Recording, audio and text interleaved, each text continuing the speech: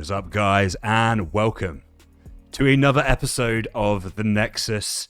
Here today, we are doing a deck profile from the top 8 in Cardiff that Ollie managed to attain using Yoda Force Red. How you doing, Ollie? Doing great. A little bit under the weather, so hopefully I'm not sniffling too much in the video, but doing great. It's definitely going around, that's for sure. Yeah. Very happy with the performance in Cardiff and looking forward to the future with Bilbao and Munich tickets having just come out as well. Yeah, we've got our tickets. Have you got your tickets? Get them now, guys. We are going to be there, and we really cannot wait. And if you're new here or if you're not, thanks for watching, and please subscribe. We've just passed our 1,000 mark. We had a complete sort of rebrand of the Nexus, and we've got new content coming thick and fast at the moment. So hit that like button, hit that subscribe, and check out some of the new videos, just like Ollie's Jank Tank. And we had a challenge video come out quite recently as well, which I was really entertained by. So yeah, go check it out. But without further ado, we are going to get into this deck profile. So let's have a look at the deck. All right, so you are playing Yoda at Fortress Vader. That's right. Let's have let's have a little chat about the recent successes then that you've had with this deck. I mean, well, you only played it at one tournament, right? But you specifically trained with this deck for that tournament. Yeah, I will say I do have to, before I get into it, I do have to give a bit of credit to the Bothan Network, because the reason I ended up playing this deck was it was one of my backup picks for the Galactic Championships, actually. So the original list that I got was from their team. So originally I was considering playing it at Galactics, and I thought it was really well positioned, but I didn't have enough time to figure out how comfortable I was with it. But then Cardiff PQ obviously happened maybe a month after the Galactics. So it gave me a lot more time to really grind with the deck, learn the lines of it and everything, and make a couple of tweaks that I felt were more comfortable towards the current meta. Awesome. So yeah, you hit the top 8. You ran into Tommaso, our teammate, in the end of Swiss, which was where you took final round, 2 Nexus members. Oh yeah, let's go. That's what we like to see, especially at our first kind of team outing. That was your first loss that you took of the day, and then you went into top 8 and you ran into a Quinlan list, which was very much steered for aggression. So how was that matchup? Where did you expect to lose to that deck, or? Yeah, it's quite funny because the guy that I played, Tom, he's one of my local members, and I've known him since I was 11. I grew up playing Yu-Gi-Oh with the guy, so I've known him for a really long time, and he ended up winning the event as well. But congrats to him. Absolutely, congrats to him. We actually worked on his list a little bit together, because I've been a really big fan of aggro Quinlan from way back in set 4. I think the deck is much better as an aggressive deck like that. So he was reaching out for some of my advice on that. I convinced him to take out the Han 7 drop and put in Mace Windu's instead, which he said was working out really well. And I think because of the more aggressive slant that his list was taking, especially with the amount of hand destruction he had on top of that, it made it really hard for me to keep up in the game. He was able to just kill me before I turned the corner both games, and I feel like the average Quinlan list would be I would be able to turn the corner against him on a couple of health, maybe 3 or 4 health left, and then really start just abusing the restore this deck has to survive. Yeah, I mean, this game really does come down to fine margins sometimes. So, that slight adjustment versus the force bases having 28 health, he must have figured out some nice lines to get there quickly. So, yeah, but still a fantastic showing. The tournament was great. A lot of amazing players there. A lot of players fresh from Galactics. I felt really out of my depth, to be honest, because I hadn't been playing, but also had a decent result. So yeah, really, like I said before, we're really looking forward to Bilbao. Hopefully, we'll see a lot of the players traveling across as well.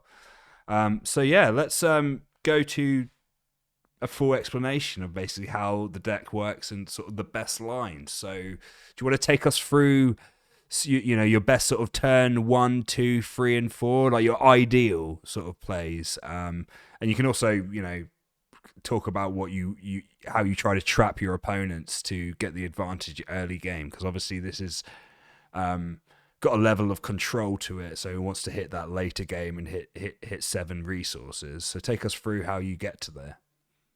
Yeah, absolutely. So I mean, for me personally, like there's kind of 2 different ways the deck plays, and it depends on whether you're against an aggressive deck or not.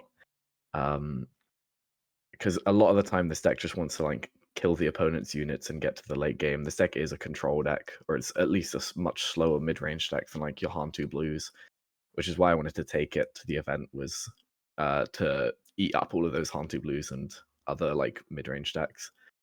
But like ideal turn 1 and 2 would be probably C-3po and Merrin.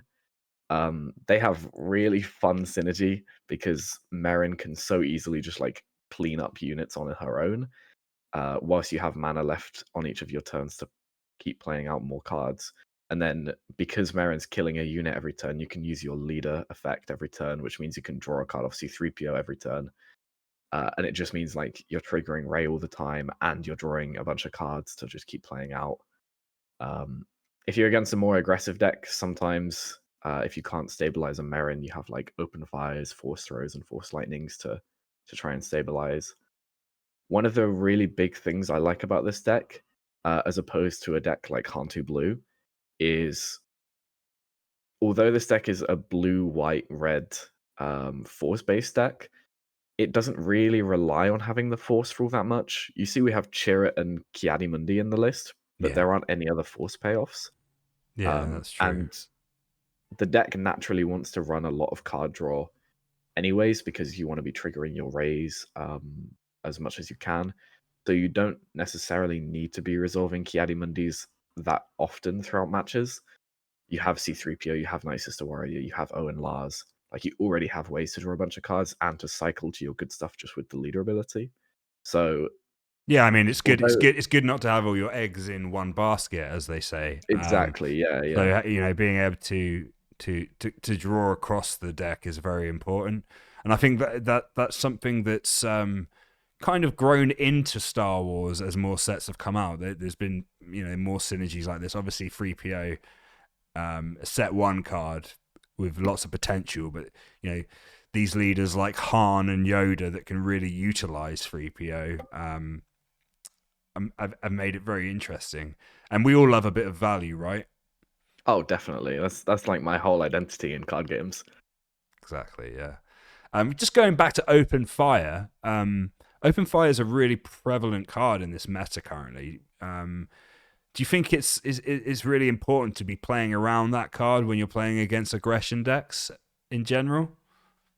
Yeah, I think ideally, if you can afford to play around it, it's worth doing. But I mean, the reason why it's become so good is there's so many strong 4 health units in the meta, and even Namely, like Victor Leader is the main one that comes to mind. Also, Sanctioner's Shuttle, the ability to be able to have removal for the space lane in these force-based ground decks is really important because like we're not playing a single space unit in the deck, even as far as the sideboard. So we're purely relying on removal to take out the important cards. And Victor Leader, Sanctioner's Shuttle are like 2 of the biggest ones there. yeah, absolutely, yeah, that makes complete sense. So, yeah, so all right, so we went through turn 1 and turn 2.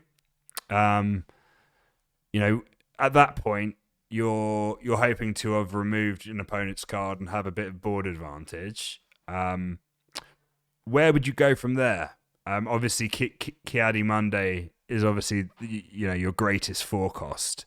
But you know what would your ideal play be? So I mean, the Another really big thing I love about this deck is how flexible it is.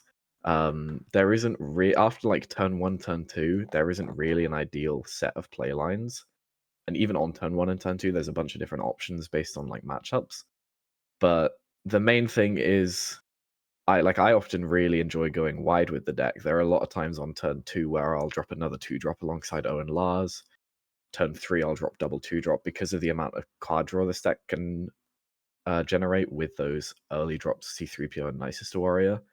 You don't necessarily have to worry about like your hand size so much, so you can afford to go super wide with all of these tiny guys, so that you always have the force online, and you always have units to like kind of just run into your opponent's units to keep your leader ability cycling. And that's another really big thing I like about this deck is not only are you not super reliant on the force, although it's a big payoff if you can get it online consistently, but you actually kind of punish your opponent for keeping you off the force. If your opponent's removing all your force units and stopping them from attacking every turn, it means you can cycle every turn with Yoda, and it also means that once you find your Rey, you're able to kind of just guaranteed set it up every turn. So, like, sure, your opponent keeps you off the force, but then you punish them by pinging 2 to base, 2 to a unit every single turn, which is, for free, insanely strong.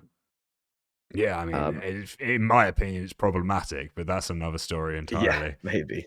I think the only like ideal curve out is trying to set up You're My Only Hope on 5 resources to play out a Luke 2 turns early, which is obviously like has been the strongest deck Yoda's had since the leader has come out. Yeah, I mean, let's actually talk about that. During the match with Tommaso, you did a similar play. However, you did it with your sideboard 7 costs. Do you want to take us through that little interaction, if you remember? Yeah, I think if I remember correctly, he'd ramped twice. He was playing Palpatine Yellow for those who didn't watch the stream or haven't seen the deck profile.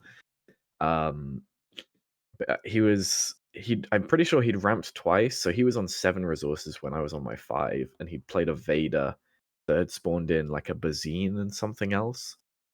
And I was able to he'd ambushed his Vader into one of my units, so I could use leader ability to set up the Mace Windu on the top of the deck. And then I was able to You're My Only Hope, play Mace Windu, ambush into the Vader. I think I then ambushed into the or attacked into the Bazine afterwards, and then was able to send 5 to his base. Yeah, it was So like, absolute insanity for a yeah, turn 4 play, you know. absolutely. And I'd love to see it. I'm not gonna lie. I was spectating. My games were very quick because I was playing aggro. So, and that play was excellent. I mean, it was excellent that he played Vader on turn 4, and then Yeah. for you to come back with that, it was like, you know, I'm not done yet. So Yeah, it yeah, was enough to keep me in the game at least. It's always cool to see like these weird niche set 1 cards still seeing play as well. yeah, absolutely, yeah. So what about the end game plan? You know, obviously you've got Anakin, Luke, Crate Dragon, but what sort of turn do you generally want to finish the game? I know that can vary depending on the deck, but what's the sweet spot? I'd honestly say like anywhere between 7 and 10 resources is where you start to look to close out the game. Your leader flip is huge, and I imagine for anyone who's played this deck or Emperor Palpatine himself will understand what I'm talking about. Being able to kill a unit for free uh, just by flipping is an insanely strong ability. And then because we're flipping on 7 resources, we're also following that up with a Luke. So if you've had one of your own units die, you can use Yoda to set up your flip to kill whatever cost you want, and then you can also set up Luke in that same action.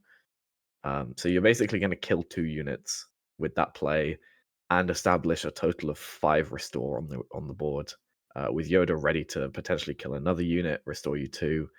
So this is like really where you turn the tide of the fight. Yeah, I mean, Uh, at that point, a lot of the time the game will just be over, right? If Absolutely, you can yeah. establish that kind of foundation to finish the game, it's there's no coming back.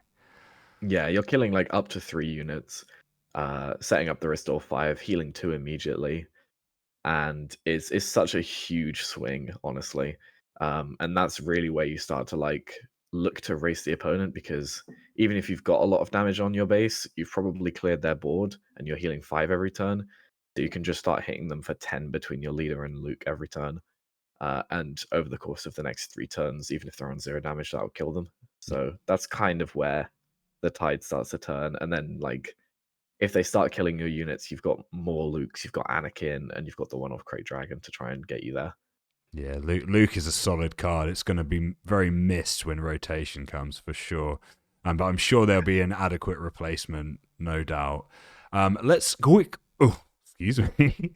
Let's quickly touch on your sideboard. So we already talked about Mace Windu. Quickly go through the other cards for me, and then we're going to feature some of the main cards that you used throughout the weekend. So yeah, so I mean, I was really worried about space aggro. We haven't seen as much of it in the last week or two, so maybe I was a little bit over prepared for it. I didn't end up playing any like Vader yellows or anything, but that's what the 3 bombing runs and the 2 copies of the Daughter was for. I opted for the Daughter over something like the big space Sentinel, because it has utility into like Sabine as well. I mean, a 4/6 body is nothing to complain about either.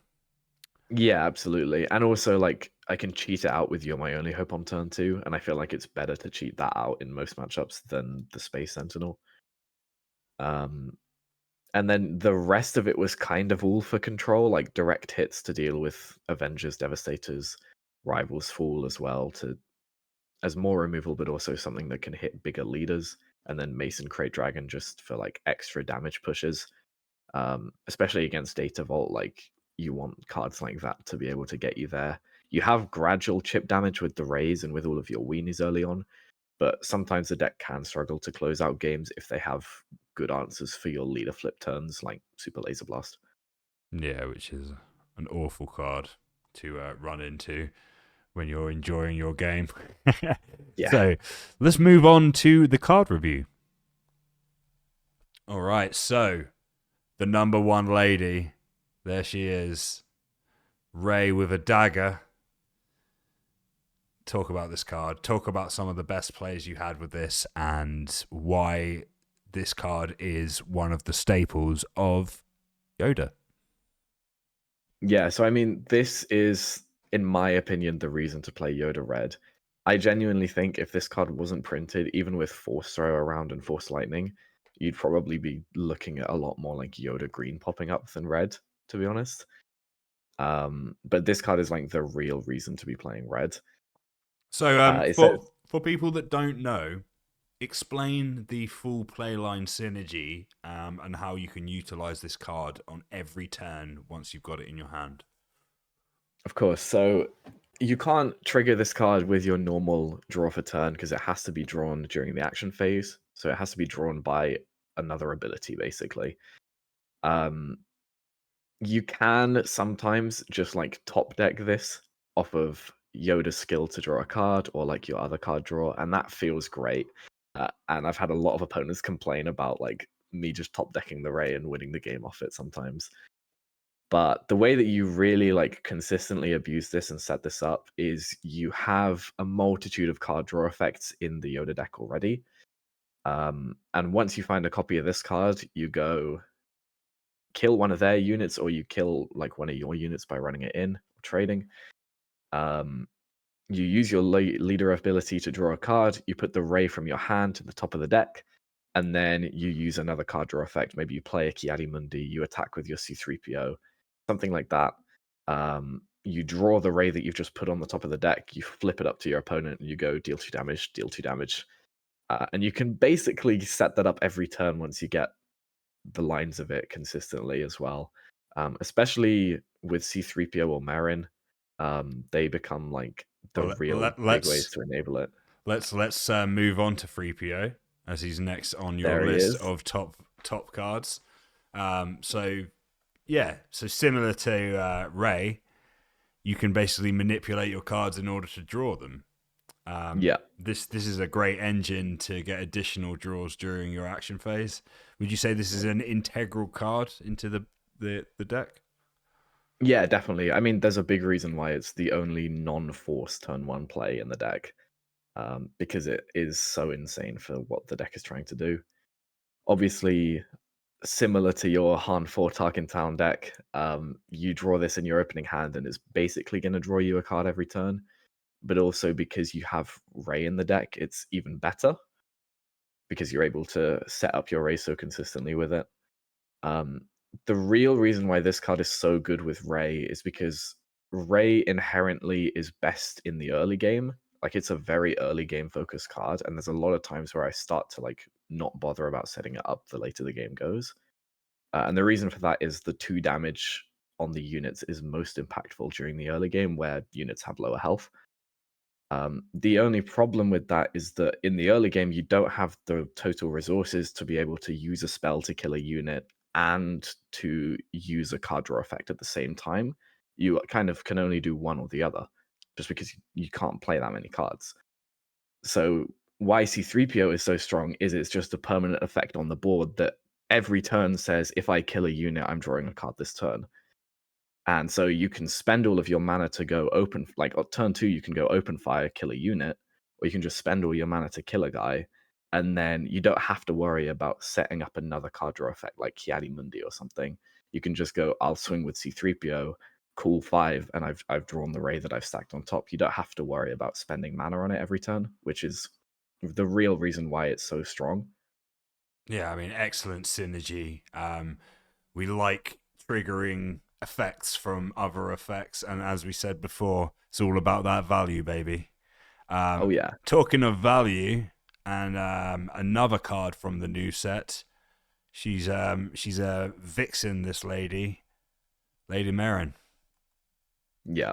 This card is insane, and I've been playing it in so many of my decks recently. But it's especially insane in this deck for 3 reasons. And the first one I've kind of already touched on with the C-3PO. This is like the second point to the wheel of I want to set up my Reys without having to spend mana on 2 cards a turn. This is your I don't have to spend mana on a removal piece every turn, because as long as they have a unit with 2 or less health, or even 4 or less health on the ground, if you hit into it with the Merrin, you're kind of guaranteed to set up the removal every turn, and then you can spend your mana on a card draw to set up the Rey instead. Yeah, The so second you don't reason, really mind discarding in this deck. It seems it's like yeah, your plan is actually to use cards from your hand as weapons, so to speak. exactly, yeah. That's actually the second point that I was going to mention was this deck draws a lot of cards. There's been games where I've had like 8 or 9 cards in my hand, which is crazy for this game. Feels like I'm playing Dragon Ball again. Yeah, I mean, I'm not But going to lie. Going back to the Han deck as well, sometimes it can get outrageous with C-3PO and Boshek, and I've had hands which yeah, are like, absolutely. I do my flip turn when I've got 10 resources and I play like 6 cards or something. It's absolutely Yeah, nuts. Very fun though, and like you say, Dragon Ball esque, which is I think a all good about thing. that A value. good thing. Yeah. Definitely. Value, Yeah, yeah. baby. But yeah, that's another reason why this card is so strong in the deck is like the deck draws enough cards that you actually struggle to play all of them, and this lets you kind of Utilize that. utilize them. Yeah, Yeah, yeah. exactly. Yeah, my bonus is that they're all 1 costs. So, all right. So moving on. Great. Talking of 1 costs, Force Lightning. Force Devil Lightning. of a card. Devil of a card. Yeah. And this is where I've saved the third point of Merrin as well, is that the third reason why it's so good in the deck is you can discard your Force Lightnings if they're feeling a little bit too clunky in your hand. It lets you set up your Anakin for later on, which is obviously the reason why it's in there. I will, however, say this card consistently surprises me with how good it was. When I was playing it in Kylo Tarkin Town, I didn't like it in the deck initially. I wanted it at lower copies, and everyone convinced me that I was wrong, which they were right. But even in this deck where I'm paying 3 to play this card and then paying all of the resources to ping some damage, it still just kept coming up that I was like, I'll just tap out and kill your most important guy, and that is like good enough for my turn that I'll win the game off of it. The fact that it hits leaders, the fact that it loses all abilities, and all I need is a force unit when like I'm spamming the board with tiny force units throughout the whole game, basically. It's such an insane card. Yeah, it's just crazy. Yeah, I mean, honestly, it's an absolute menace. Taking out massive ships. It feels very free sometimes. When people can use it at a later game. But yeah, Definitely, fantastic yeah. card. I mean, I used to use it in Rey when the original Rey leader came out. Just for thematic reasons, and it's very, very, very nice for getting rid of Crate Dragon. Yes, yeah. This is like such a free answer to Cray Dragon. It's hilarious. Yeah, exactly. All right, so we've touched on the card, but just tell us why it's so fun to use. You're my only hope. You're my only hope. I love this card. I'm a gambling man.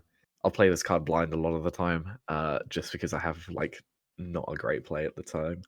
I think there was a round, must have been the second to last round, where I didn't have a turn 2 play in my hand at all. My hand was like, "You're my only hope," Force Lightning, Force Throw, and then a big unit like an Anakin or something.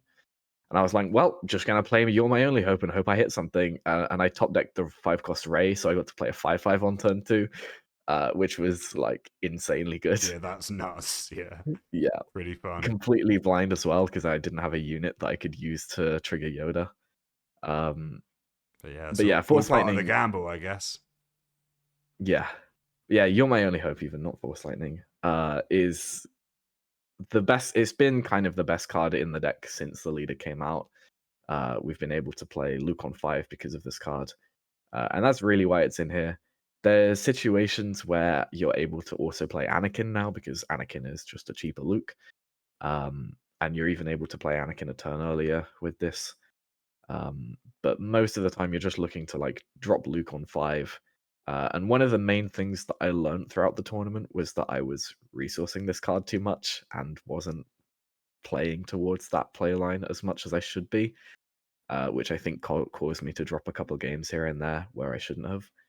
But yeah, this card is just crazy. All you need is to have a unit on your board on 5 resources that you can send into something, and then you'll just be able to set up the Luke, You're My Only Hope, which is so good. Like so many times, it just wins the game. Yeah, absolutely. So yeah, they're your top 5 cards of the deck. And now we are going to conclude the video with a few little questions before we go. So, what would you say is the deck's main weaknesses? So the deck is really well positioned in the meta right now because everything is like very mid-rangey. And this is like kind of your biggest mid-range deck outside of maybe a Palpatine if you don't consider that control. And the way things go with card games is that you either want to be a lot faster or a little bit slower than what you play against. So taking the slow mid-range deck that we have here, normal mid-range decks are only a little bit faster, so we're a little bit slower. We're favored into those. But if we play against something a little bit slower than us, maybe like a villainy data vault deck or a Palpatine as well. Or against Tommaso, I was not favored in his bad matchup. Something slightly bigger than a Yoda, basically. We're going to struggle into that, and a lot faster would be a Sabine. I think is tricky for us. It's not completely unwinnable. I found it fairly okay, like almost 50-50, just because we have a lot of restore in the early game.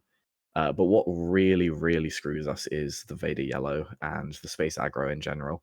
I think I was very lucky not to face any throughout the whole day. Yeah, I mean, there was Although only like 4 of us in the room, I think. So yeah, it has seen a huge decline in the past week, so it was a good meta call for me at the time, and I was heavily sideboarded for it as well.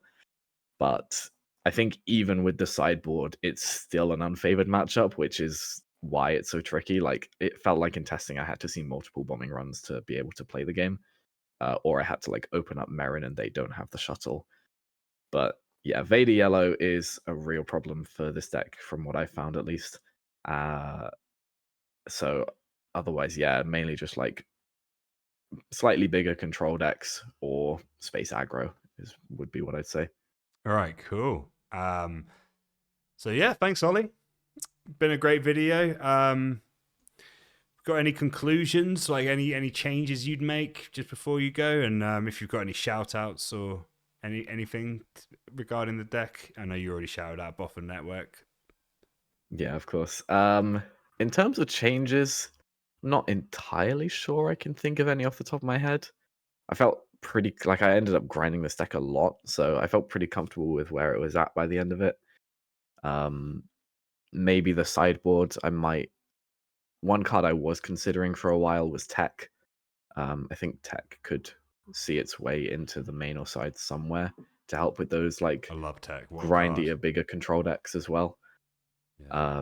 Brilliant card, and allowing all your cards to be played with Smuggle is pretty nice. Yeah, absolutely. And you come across some like weird resourcing decisions with this deck early on because there's like 3 different big packages with the You're My Only Hopes, the Rey package, and then just the general like Force synergy package. So you kind of have to choose which one to play towards, and then you end up resourcing some really good cards because of that. Yeah. But yeah, I think Tech is like the main card that I'd be looking to include. All right, cool. In terms of shoutouts, got to give a huge shout out to the team. Loving being a part of it as an official group, and with how much we've widened the members as well. And yeah, we'll see you guys all at Bilbao and Munich. We're going to be taking you on. Yeah. We can't wait. We cannot wait. So that, guys, was a deck profile for Yoda Force Red. Thank you, Ollie, for all your insight. It's always great to have you do deck profiles. Such a successful player as well, 11th in the world. I'm 11th in Cardiff. You know, we've got that synergy, bro. Exactly. So, best placing. Absolutely. All right, so yeah, thanks again, Ollie, and yeah, guys, please don't forget to like and subscribe if you do enjoy our content. We are bringing out a lot of new content. We also have content coming out on Metafy, which will be exclusive. There'll be a lot of fun stuff, maybe some stuff that we can't put on YouTube. Who knows? But yeah, all good fun, guys. And yeah, thank you to BigO again. Don't forget to check out his own channel and also check out the Jank Tank. We have a new episode coming next week. And you've also got some gameplay videos coming out across this week on your channel. So thanks for all your hard work, Ollie. And yeah, we're looking forward to seeing that content. But see you guys soon.